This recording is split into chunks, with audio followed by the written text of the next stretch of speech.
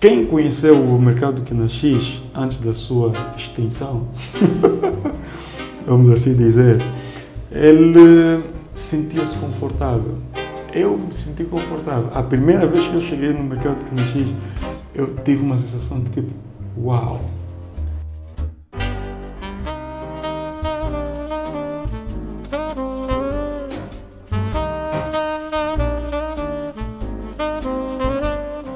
Olá a todos, sejam muito bem-vindos a mais um episódio da Parceria Podcast. Este é um espaço destinado a falar sobre a arquitetura e o mundo em torno disso. Eu sou a Mônica Rocha, sou arquiteta e hoje estou aqui com o arquiteto João Bunga e juntos vamos falar um pouquinho sobre os equipamentos públicos. Eu acredito que certamente em algum momento, quando já estiveste em algum ambiente público, como uma praça, uma escola, um hospital, podes ter pensado que aquele espaço poderia ser melhor aproveitado para o uso daquele espaço ou outras finalidades. Então, nós aqui como arquitetos vamos desenvolver um pouquinho sobre esse tema, falar aqui sobre a nossa responsabilidade, os desafios, o nosso contexto e o nosso contributo para que os próximos equipamentos, né, também, posso dizer, agreguem cada vez mais valor aqui à sociedade. E o arquiteto aqui, João Bunga, ele já esteve envolvido em cerca de 10 projetos ou mais de equipamentos públicos, seja em Luanda como em outras províncias, né? E por isso é já agora que eu convidei para falar sobre esse tema. Acredito que é a pessoa mesmo ideal para nós falarmos sobre isso. Okay. E então eu gostaria que falasse um pouquinho sobre si, como profissional, que é para o pessoal saber, conhecê-lo um pouquinho mais. Prontos. E já agora, muito obrigada por ter aceito o convite, sinto muito honrado. Eu sou lisonjeado, né? Sinto-me honrado em receber o convite. Muito obrigado, arquiteta Mônica, já agora, e estender o meu agradecimento a toda a equipa da Parceria Podcast, que já está a fazer sucesso. e por acaso, eu mais uma vez digo obrigado. João Afonso Bunga é o meu nome. Sou arquiteto urbanista, formado pela Universidade Metodista de Angola. Já estive envolvido em algumas empresas. Agora tenho a minha própria companhia, a minha própria empresa também do setor. Mencionar, estou inscrito na Ordem dos Arquitetos, que é bom para não falar que sou arquiteto. Depois... Ai, se não estivesse. Teríamos problemas sérios. Sim, bem que ainda há alguns pendentes a resolver, mas pronto. Então, não sei o que é que eu posso falar mais de mim, é suficiente. Pronto, sou casado. Fora arquitetura, não faço mais nada senão arquitetura. Arquitetura é o que faz o coração bater. É o que faz o coração bater. Ok, entendo bem. Eu também mergulhei nessa sem saber confundir esse oceano. Hoje já não me vejo a fazer outra coisa. Incrível então, que eu nunca trabalhei com uma outra coisa. O meu primeiro emprego foi na arquitetura, até hoje não faço outra coisa. Ok, já há quanto tempo? Olha, essa caminhada? Eu estava no terceiro ano da faculdade quando consegui o primeiro estágio num escritório de arquitetura, arquiteta Maida, isso em 2018, 2019 acho eu. Então até hoje sempre a trabalhar, já trabalhei neste escritório, mas realço aqui que já trabalhei com a arquiteta Jamila Kassoma no Ateliê Topo, onde eu tive 4 anos de experiência a trabalhar desde estagiário. Óbvio, todo mundo sempre enquanto estudante começa sempre como estagiário. Depois fomos efetivo, fizemos até coordenação de projeto, subcoordenação em fiscalizações, e ali onde eu tive contacto com projetos de grande realce, né? Os equipamentos urbanos, estamos a falar, cerca de 10 ou mais, foram, na sua maioria, lá no gabinete da Ateliê Topo, onde eu estive a coordenar e a elaborar projetos com a equipe técnica. Ok. Bem, eu acho que sempre importante, talvez podem ter aqui pessoas que nos assistam, como estudantes, por aí vai, importante fazer aqui uma introdução básica. Que quando nós falamos de equipamentos públicos, basicamente são todos os serviços que atendem ao povo, né? À comunidade, como eu comentei no início, sejam escolas, hospitais, as praças públicas, não aquelas praças comumente chamadas que são os mercados informais, né? Nada disso, desde farmácias. O que é que pode aqui acrescentar mais? Pronto, São todos espaços construídos pelo Estado ou todo voltado ao bem comum, que atendem aquilo que são as necessidades básicas da população. Obviamente, eles têm como principal perspectiva agregar algum valor social, educacional e voltar dessas questões também ligadas à saúde, à cultura em si. Então, os equipamentos sociais ou os equipamentos públicos têm essa envoltura toda. A responsabilidade do sistema de gestão de uma cidade em executar para atender aquilo que são as necessidades dos utentes pertencentes àquela cidade. Então, nós olhamos para equipamentos públicos nesta vertente. E, como mencionou, estamos a falar das escolas, hospitais, espaços públicos, estamos a falar até mesmo de estruturas voltadas àquilo que é a cultura dessa mesma região e não só. Olha, por acaso tocou já em 2 pontos que eu gostaria de trazer aqui. Uma vez falou das necessidades, não é? Que atendem às necessidades da comunidade, enfim. Gostaria primeiro de ter uma visão sua de como é que vê hoje o nosso contexto, para nós conseguirmos começar a perceber quais são essas dificuldades que nós vemos, não é? E entender como é que funciona no contexto cultural, outras necessidades, seja a questão da acessibilidade, seja a segurança, trazer essa visão geral, tudo isso que o equipamento precisa promover, não é?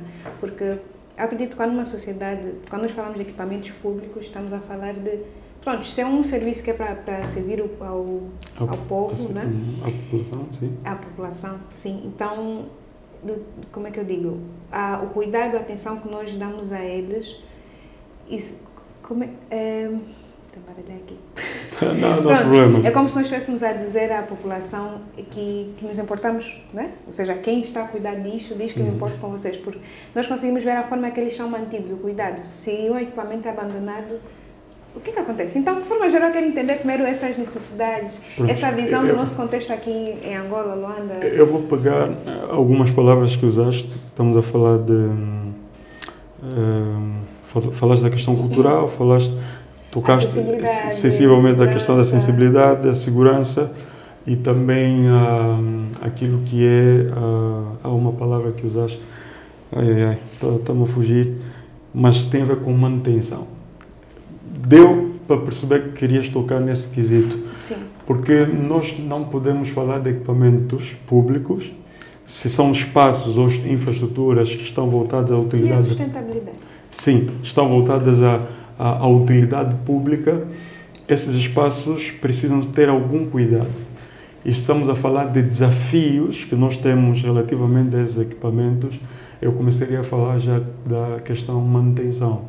Investimento e manutenção.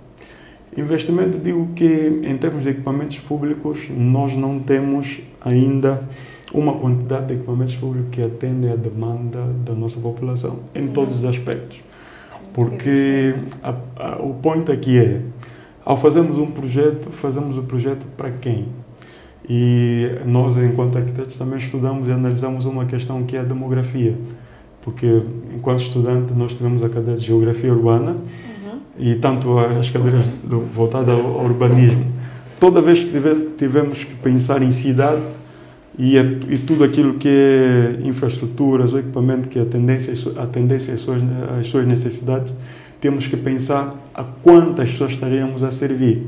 E esses equipamentos servem a essas pessoas, são úteis a essas pessoas. Então, se nós de facto consideramos que existem equipamentos, mas não considerar que vai haver alguma manutenção regular desses equipamentos, já começamos a ter alguma insuficiência em termos de dignidade, né, do próprio cidadão, que necessita de ver as suas necessidades, passa aqui a redundância, o pleonasmo, serem supridas, né? Agora, um outro assunto que levanta aqui, que é a questão das acessibilidades. Os equipamentos públicos que nós temos, nem todos eles atendem a essa questão das acessibilidades. Nem todos eles, porque, por exemplo, nós saímos de uma fase meio crítica, embora aqui na cidade não se nota isso, mas noutras paragens do país ainda se verifica alguns que foram muito afetados pela guerra e se tornaram deficientes físicos. Então, os espaços públicos, desde os hospitais, as escolas, muitas delas começaram a ter esse problema das acessibilidades resolvidos muito em cima. Então, imagina, passado muito tempo, essas pessoas não poderem utilizar devidamente esses espaços e agora começaram a fazer adaptações com rampas não devidamente dimensionadas. Uma rampa para dizer que tem rampa. Sim, não sei qual é o termo que eu posso utilizar para isso. Não, mas não deixa de ser, é uma rampa. É uma rampa. Pronto, é uma inclinação. Pronto, mas acabam não suprindo de facto aquilo que é a necessidade do utente. Sim. Então, temos estes problemas, a manutenção, a não devida previsão daquilo que são os elementos de acessibilidade desses espaços que são públicos, que atendem uma demanda de pessoas a utilizar o espaço, que muitos acabam por ser excluídos. E os equipamentos devem ser concebidos a pensar nesses fatores como acessibilidade, seja para o deficiente visual, deficiente auditivo. Permita-lhe complementar. No caso, eu digo que tem dois tipos, né? Os portadores de deficiência, o que está na cadeira de roda, com a muleta, aquela pessoa que não vê, enfim, as várias deficiências que uma pessoa pode ter, ou os que têm a mobilidade reduzida, no caso os idosos, uma pessoa também obesa, uma grávida. E um fator aqui a considerar, por exemplo, se nós, quando disse que participei em alguns projetos, equipamentos públicos, nós estivemos a desenvolver aquilo que era o âmbito de uma carteira de projetos para a província de Cuando Cubango. Estávamos a desenhar ou a projetar hospitais. Havia um hospital para atender a região sul, por exemplo, estaria instalado no Cuando Cubango, mas poderia suprir, por exemplo, o Cunene, o Lubango, o Bié, que são províncias que estão aí nos arredores. E nós estivemos a debater muito essas questões da acessibilidade. E, porventura, uma das coisas que nós podemos ver, quem tem mobilidade reduzida, por exemplo, um velho, ele já não está tão reto, por exemplo, passo o termo, como um jovem que ainda está cheio de vida. Então ele já está meio encurvado e se calhar já não consegue ter acesso a um corrimão que tem uma altura normal. E quando nós falamos dessa questão dos acessos, dos elementos de circulação vertical, horizontal, linear, alguma coisa parecida, os corrimões hoje têm a parte superior, mas também tem mais uma parte já há normas que dizem que elas, em determinados espaços elas precisam ter o corrimão duplo, a parte superior e a parte intermédia. Então, se nós não analisarmos estes fatores como normas de concessão de elementos para facilitar a acessibilidade, nós não estamos a dar resposta àquilo que são as necessidades das populações nesses pequenos detalhes. Por isso que tocou na questão, seja os que têm mobilidade reduzida por ter alguma deficiência física ou por ter uma idade avançada. Então, são fatores, sim, a levar em conta no que diz respeito a equipamentos públicos. Imagina um cadeirante, para ir no TPA, ele precisa fazer um levantamento. Olha, isso é Ou alguns balcões que não têm aquela parte mais baixa. Mas isso já seria dentro do edifício, mas pronto. Falando da parte externa, né, da parte dos equipamentos, a questão mesmo do TPA. Porque nós não podemos analisar, por exemplo, essa questão de um TPA. Está exposto à rua, ao espaço público, e nós não podemos analisar só o equipamento. Exato. Perdão, temos que analisar tudo que está em volta do equipamento. Como é que está definida? Por exemplo, dizia uma professora, a cidade é feita de espaços construídos e não construídos. Então, temos o espaço de circulação rodoviária, temos o espaço para pedestres e temos o espaço que antecede o edifício ou a estrutura em si. Mas hoje em dia nós estamos a ver que todos esses edifícios ou todas essas infraestruturas não estão preparadas quanto a esse processo de transição do passeio ao elemento final que nós vamos ter a utilidade. Geralmente espaço público imediatamente já está dentro do edifício, não tem essa... Não tem esse processo todo de transição. Então, isso é um outro aspecto ligado à acessibilidade. Criação dos momentos de transição, desde o espaço rodoviário até ao interior, ou pelo menos a entrada do equipamento. Tem esses fatores, né, que precisam ser levados em conta. Porque até se nós analisarmos historicamente os edifícios imponentes, têm os seus momentos. Tem a rua, tem um átrio, depois tem uma antecâmara, um foyer ou um hall, e depois é que tem o acesso aos compartimentos e os outros espaços. Então são detalhes ligados aos edifícios para os equipamentos públicos também. Agora, quem faz isso? Tudo começa com desenho, não é? Que eu vejo que é uma responsabilidade mesmo do profissional, porque pensando nisso, até chamo de consciência projetual, que usei, porque... Normal dos arquitetos, né? criar. A questão é, nós estamos a projetar para um ser humano, mas nesse caso não vai ser só uma pessoa, é uma, vou dizer, a sociedade, a comunidade. Pensar nesses aspectos até ajuda, vou assim dizer, a democratizar a cidade, porque ela permite com que as pessoas que têm as diferentes necessidades usem o mesmo espaço. Seja o que tem o portador de uma deficiência, seja uma grávida, seja um João Bunga. Enfim, saudável, consegue a 2 metros alcançar. Sim, sim. Enfim. Eu diria que a responsabilidade do arquiteto é muito grande. Porque o arquiteto é sério. Não. Pronto, o arquiteto é um educador social. E o arquiteto começa a educar as pessoas, ou o cidadão, sem ter contato com o cidadão. Sim. Porque quando o arquiteto começa a pensar como é que essa pessoa vai sair daqui para aqui, como é que o cidadão vai usar o espaço, ele, como é que eu digo, de uma maneira abstrata, ele já está a educar as pessoas.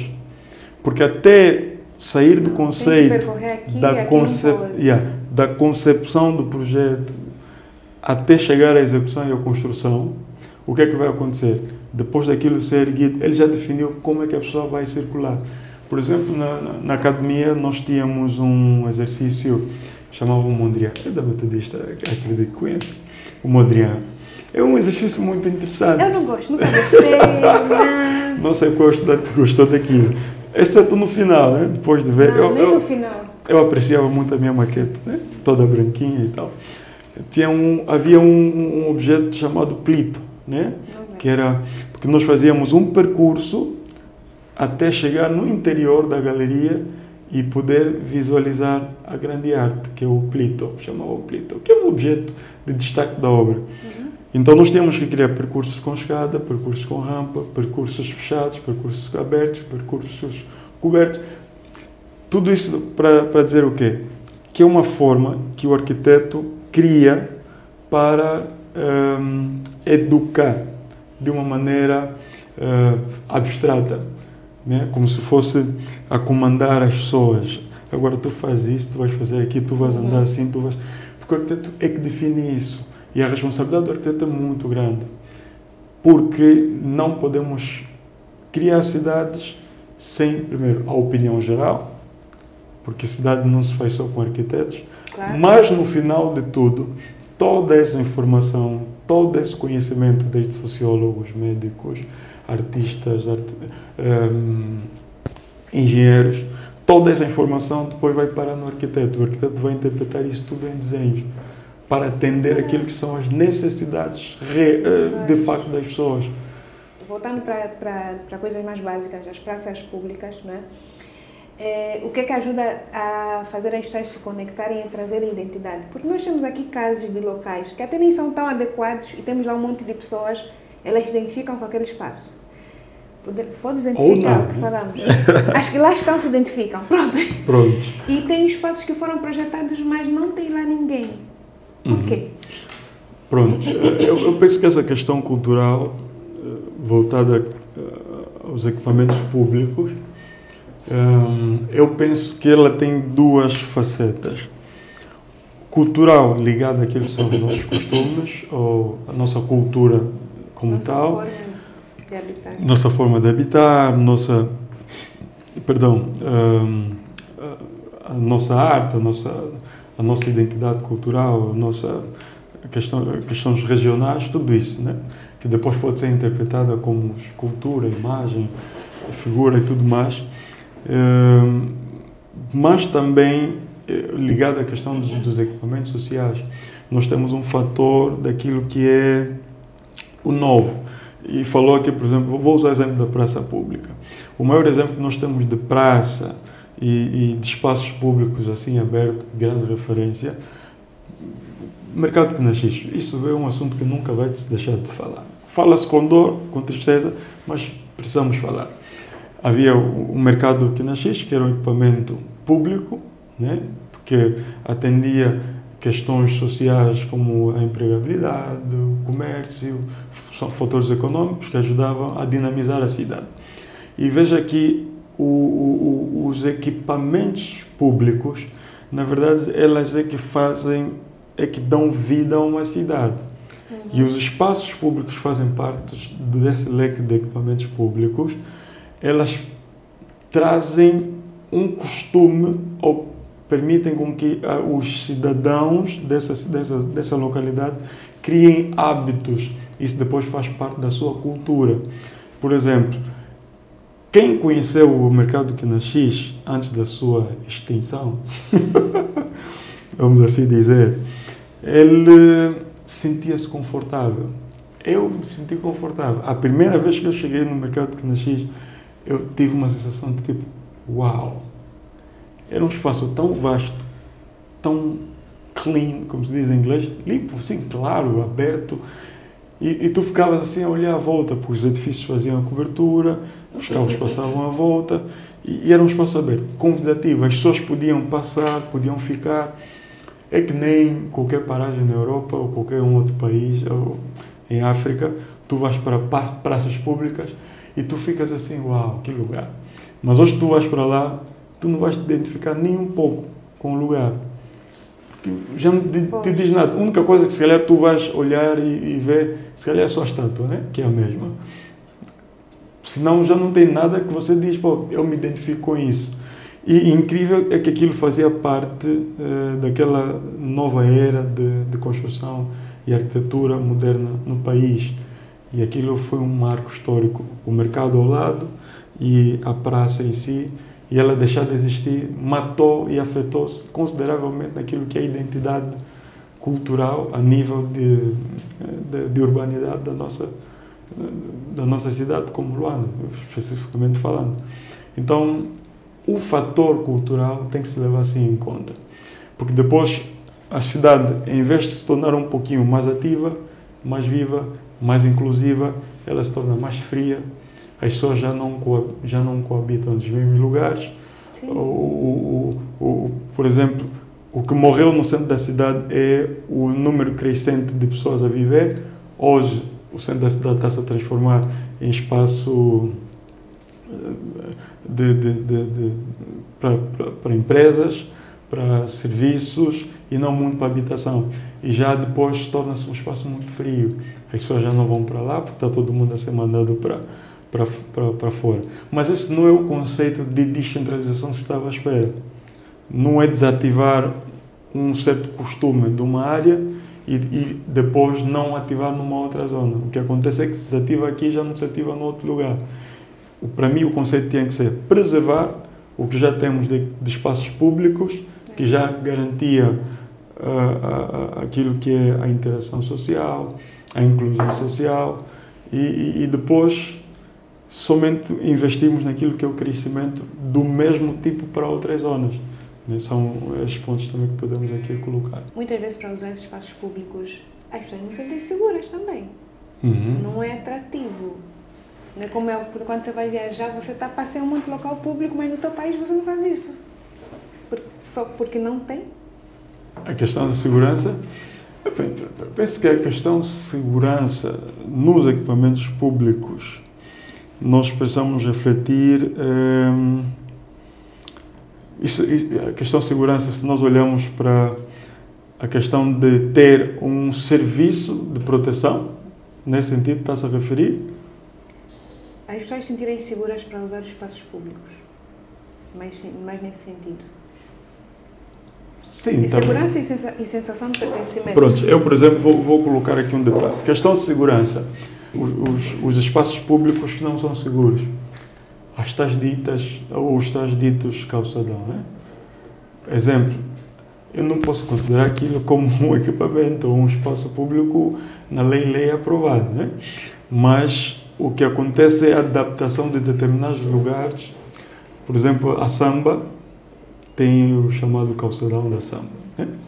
Que é uma avenida, uma das mais extensivas que nós temos, né? Porque ela tem não sei se digo anel rodoviário, não anel, mas a linha, né, que liga quase a cidade a Luanda ponta a ponta. Né? É possível fazer a volta a Luanda por meio da via da samba, porque ela sai, né, de baixo, da baixa da cidade, apanha até a zona de Benfica, via expressa, e gira Cacoal, podes voltar a aparecer lá. Mas a samba em si, aquela avenida toda, ou aquela rua toda, criou-se ali um espaço para manutenção física, ou os exercícios físicos, como se dizem, mas está no meio... Fica cheio. Está no meio de uma via principal. Sim, e são vias com...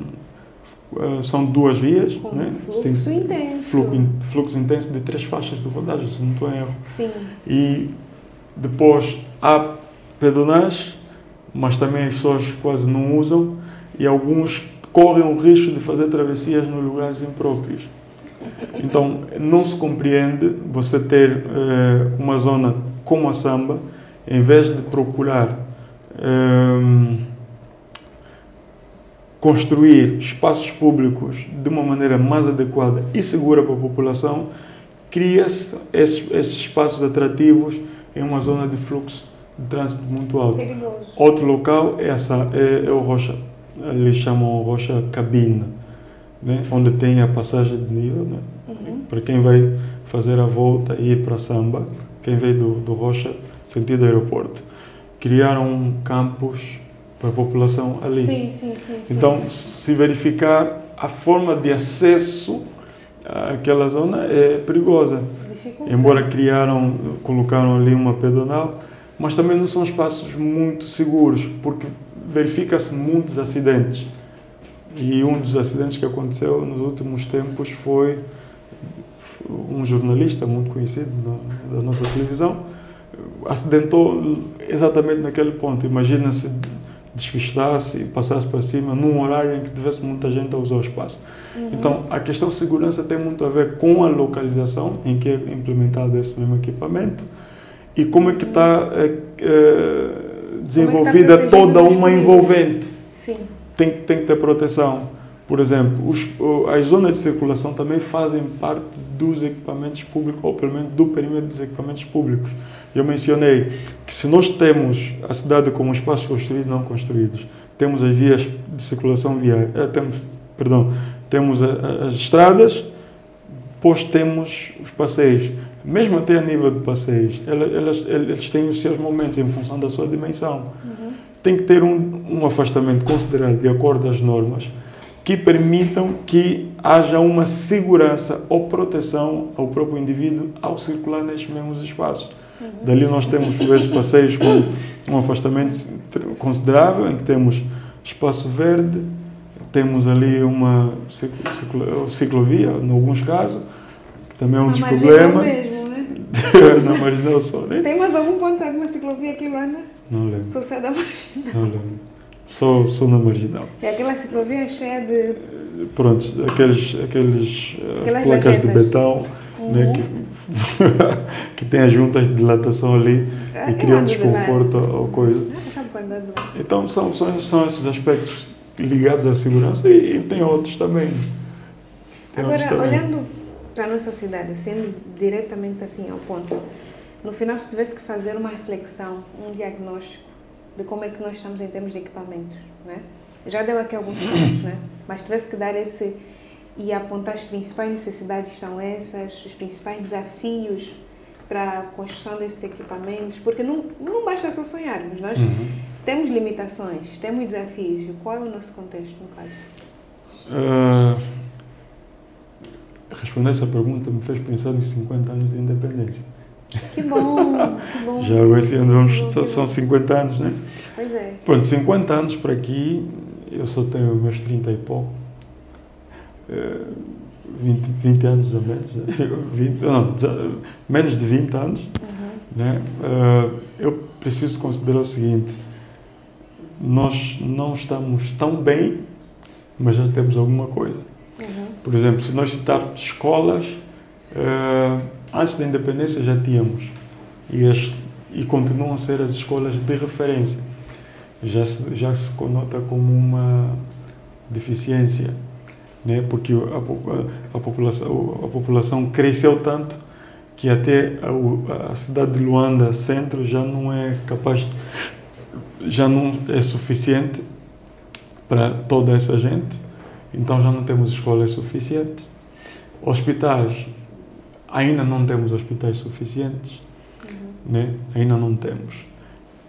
E a prova disso é que, se nós irmos para o centro da cidade, continuamos a verificar muitas famílias a dormirem fora, ao relento, porque têm os seus familiares internados ou sob o cuidado médico, e isso também mostra um outro problema. E eu vou aqui abrir um parênteses.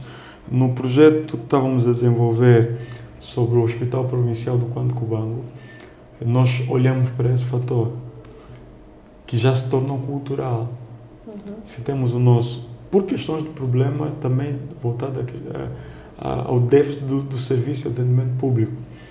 Então, já se tornou cultural, nós temos um ente querido internado no hospital, eu me senti na obrigatoriedade de dormir fora, porque o sistema do hospital, como é que funciona para isso acontecer? Estou a falar do que acontece. Sim.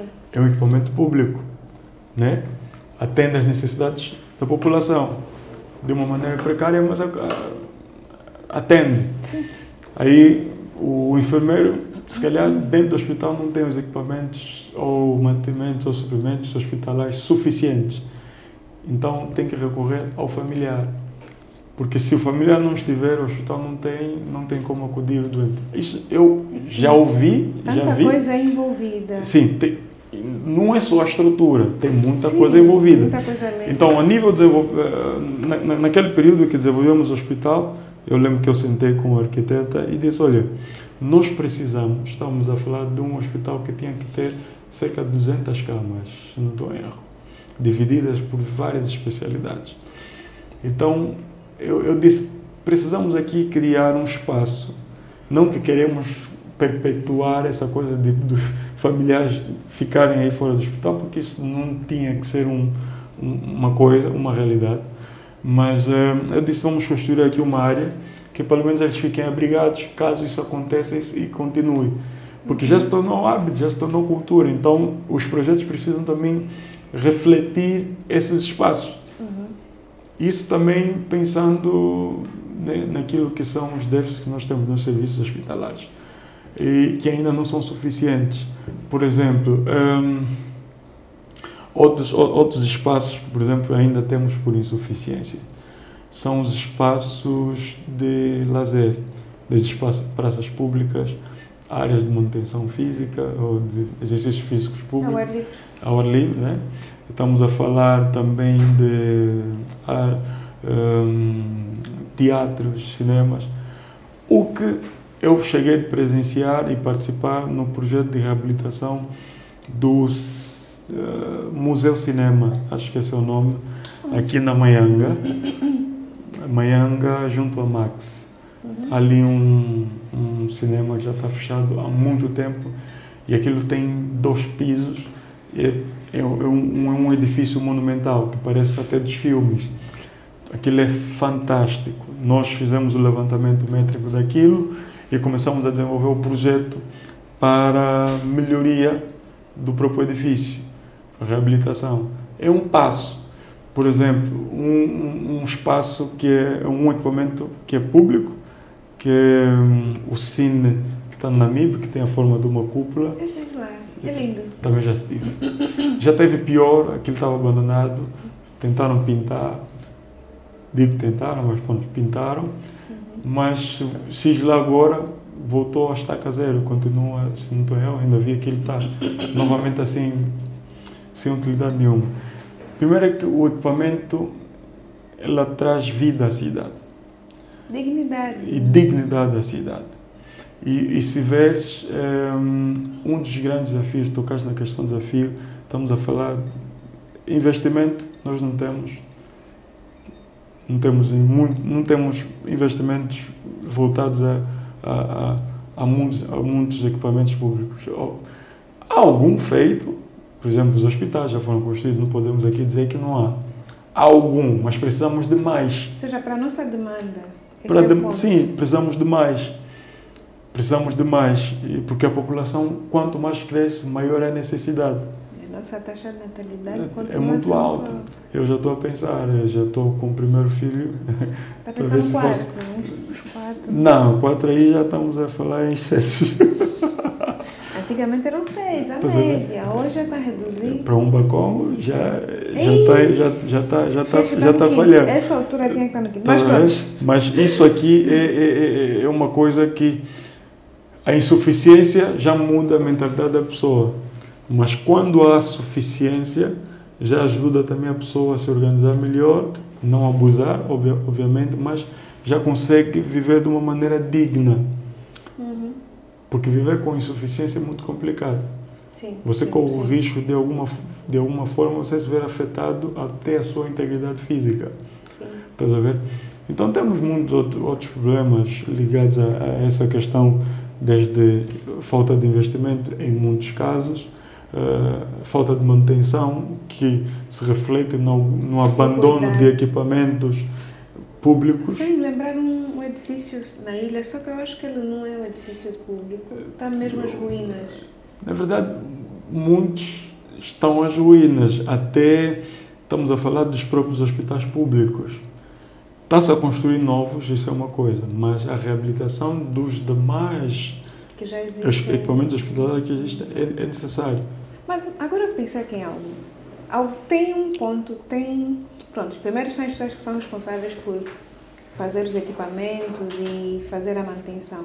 Entretanto, temos também um outro lado da história, os usuários. Sim, esse é um caso sério. Falamos do mercado do Quinaxis. O Largo do Quinaxis mesmo, teve uma altura que eu vi no noticiário de que tinham pessoas a tomar banho pós-reabilitação, né? Sim, pós-reabilitação. Que parecia um filme. Então, como é que fica isso? Como é que se resolve essa situação? Porque também remodelaram o lago, e agora? Sim, por isso que eu disse, não posso afirmar que não há investimento. Há algum investimento. Podia-se fazer mais. Por exemplo, um dos investimentos que se fez, a reabilitação do Lago Quinaxis, que já era previsto, se calhar, há bastante tempo, mas foi colocado agora só na prática e já está ali a funcionar. Meia volta, depois da inauguração, estamos a ver pessoas, ou jovens, que não sei se são jovens que vivem numa família estruturada ou têm, sei lá, uma educação como está, porque isso é uma questão de educação. É uma questão de educação. É uma coisa então bem mais profunda. Se Ela nós começa olhamos, mesmo no núcleo familiar. Começa no núcleo familiar. Vamos considerar que não temos insuficiência, por exemplo, de equipamentos públicos ou espaços públicos para as pessoas, por exemplo, terem um momento de lazer. Mas abusar de um espaço como este, que devia ser um lugar de reflexão, um lugar de calma, convívio, e tu vens e pões-te lá no fontenário a tomar banho. Aconteceu várias vezes no 1º de maio, né? Parecem piscinas, miúdos que vivem nas ruas. Então, aqui eu coloco o seguinte ponto. Alguns destes são os que vivem nas ruas, certo, os sem-tetos. E nota-se que não há muitas infraestruturas que albergam, porque isso também são equipamentos públicos. É responsabilidade do Estado a construção de lares para essas pessoas que não têm onde viver. Então nós temos a insuficiência desses espaços. Algumas pessoas, no ponto de vista privado, tentam investir em lares de acolhimento, mas também não têm financiamento para manter esses espaços. Sim. Então essas pessoas acabam saindo, não são educadas como deviam, então danificam. Então, o Estado ele pode fazer algum investimento, o privado pode investir em alguma coisa, mas depois tem outro ponto. Fora a manutenção, que deve ser constante, tem o fator educação da população. Isso é uma parte já que está além dos arquitetos. Está além do arquiteto. É entender a necessidade do... Até digo que isso é uma questão de cocriação, se assim posso chamar, né? Em que a pessoa percebe as necessidades dos usuários do espaço, a comunidade, enfim, nós projetamos para eles, com base nisso tudo que nós falamos, desde a questão da acessibilidade, a questão de promover a segurança, tem ainda o detalhe da sustentabilidade, né? Sim, o detalhe da sustentabilidade, e obviamente quando falamos de sustentabilidade estamos a falar de recursos, né, que de alguma forma não serve só para um grupo agora, mas ele é utilizado de uma maneira racional para as futuras gerações. Por exemplo, recursos naturais e não só, que de alguma forma nos são úteis para a construção, para a utilidade e o bem comum, mas eu também olho para a questão da sustentabilidade como a necessidade de criação ou da criatividade dos materiais, por exemplo, ou das energias também, energias renováveis e tudo mais. Se nós falamos do que diz respeito à construção, falamos de materiais. Hoje em dia já se estuda um pouquinho aquilo que são a diversidade de materiais recicláveis, até mesmo para a construção. Paredes feitas com garrafas plásticas, né? Ou plásticos reciclados transformados em blocos para construção. Mas isso aqui ainda não temos fábricas ou... Ainda não temos. Isso aqui é para esquecer. Isso é para esquecer porque ainda não temos. Para trazer casos assim que acha que são exemplos... Mas exemplos práticos que nós temos, que eu sei... Não só que temos, pode ser de fora, que seria interessante ter aqui. Por exemplo, essa questão do uso de construção, no uso de plástico, esse tema como um assunto para o TFC. Eles trouxeram exemplos de como é que aquilo pode ser produzido e pode ser útil até mesmo para a construção, né? Por exemplo, obviamente tem que se estudar um pouquinho mais para que aquilo seja realmente sustentável para a construção de grandes edifícios. Por exemplo, uma biblioteca construída na totalidade com, por exemplo, material reciclado. Não é impossível, mas é necessário um desenvolvimento tecnológico. Uma das coisas que nós precisamos ter em conta no que diz respeito aos equipamentos públicos. A concessão desses equipamentos públicos também precisam ser acompanhado com o desenvolvimento tecnológico. E desenvolvimento tecnológico é pensar na sustentabilidade, que é a criação de novas técnicas de construção, como, por exemplo, o uso de materiais reciclados, a racionalização dos recursos que temos disponíveis no meio ambiente e de maneira que na sua utilização não sejamos agressivos ao próprio meio, e ainda assim também pensamos, por exemplo, no que diz respeito na otimização do que nós temos no local da execução ou da construção desses equipamentos. Por exemplo, nós havíamos desenhado um centro comunitário para o BIE. Eu fui o coordenador do projeto e acabei por desenhar o projeto em si. Nós utilizamos terra comprimida. E na região do BIE tem matéria-prima para fazer blocos de terra comprimida. E hoje, por exemplo, na fazenda, acho que é fazenda, não sei se é Ndunduma ou Chicava, também ligada ao Instituto Ndunduma, no BIE, lá já a fabricação de blocos de terra comprimida com matéria-prima local. Okay? Enquanto estive ligado a este gabinete, ainda foi possível ver, e nós desenvolvemos o projeto já nessa perspectiva, usar terra comprimida, matéria-prima local. E adquiriu-se as máquinas, hoje está-se a produzir, e nota que é sustentável essa tecnologia, né? Então nós temos que pensar nesses aspectos todos, quando depois nós olhamos para o desenvolvimento de equipamentos públicos. Tem que refletir nesses assuntos também. Olha, a conversa está muito boa, mas vamos, infelizmente, Aqui que não deixamos aqui de mencionar nenhum ponto relevante, não? Assim, falando de equipamentos públicos, trazendo essa visão arquitetônica aí um pouco mais aberta, tocamos naqueles pontos que nós, com a nossa área de atuação, conseguimos impactar a cidade. Porque isso impacta diretamente a vida de todos. Pode parecer que não, mas sim. Só o fato da pessoa querer sair para apanhar um pouquinho de ar naquele pátio, naquele largo, naquela praça que foi projetada, impacta positivamente na pessoa. Então, é algo a nível social. Então, falamos da questão da segurança, não é? Da acessibilidade, da sustentabilidade, que não tinha como deixar de falar, e também a parte estética, que é interessante, né? O contexto cultural também. Sim. Sim. Queria saber se queria acrescentar algum ponto antes de encerrarmos. Eu, se calhar, faria um comentário na experiência, né, dos projetos que tive dos equipamentos públicos. Foram praças, foram hospitais, foram escolas, muitos destes que eu acabei indo visitar e tive contato com a população. Não podemos pensar no desenvolvimento de equipamentos públicos, que obviamente não é iniciativa do técnico ou do arquiteto na implementação, faz parte de uma carteira de planos de desenvolvimento a nível do governo, são assuntos ligados à política também, política de desenvolvimento das cidades. Mas foi fundamental ter um contato com a população. Então, toda vez que, enquanto técnico, enquanto arquiteto, não podemos desassociar o contacto com aquele que vai ser o utente desses espaços.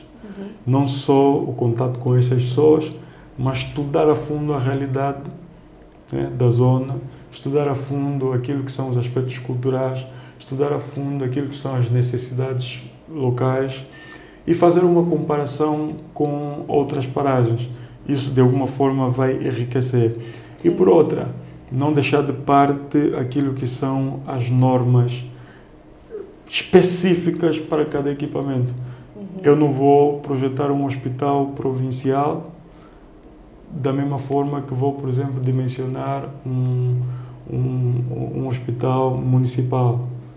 Então, cada equipamento tem a sua dimensão e para cada dimensão existem normas, existem regulamentos e depois dessa questão técnica toda vem a parte criativa.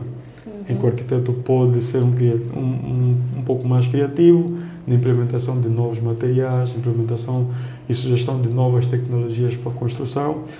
E no final, quem acaba ganhando não é só o arquiteto, que vai educar o cidadão pela forma que ele projeta e define o edifício, ele posiciona no espaço da cidade, tornando como as áreas construídas, mas a população vence.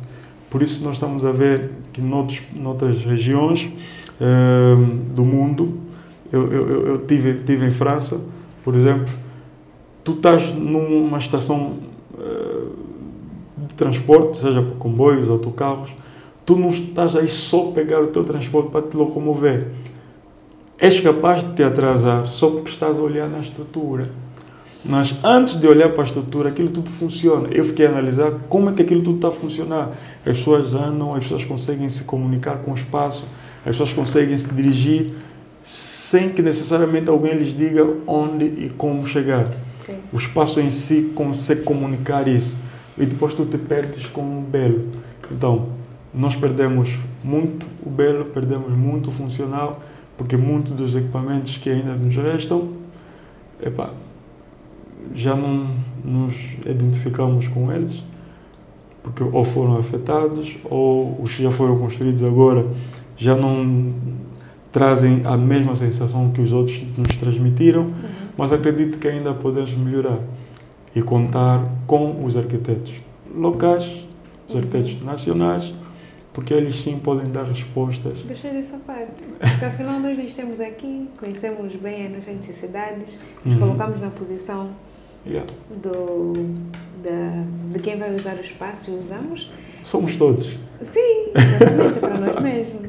Exatamente. Enfim, será bom que tivéssemos mais arquitetos daqui envolvidos do que só de fora, mais né?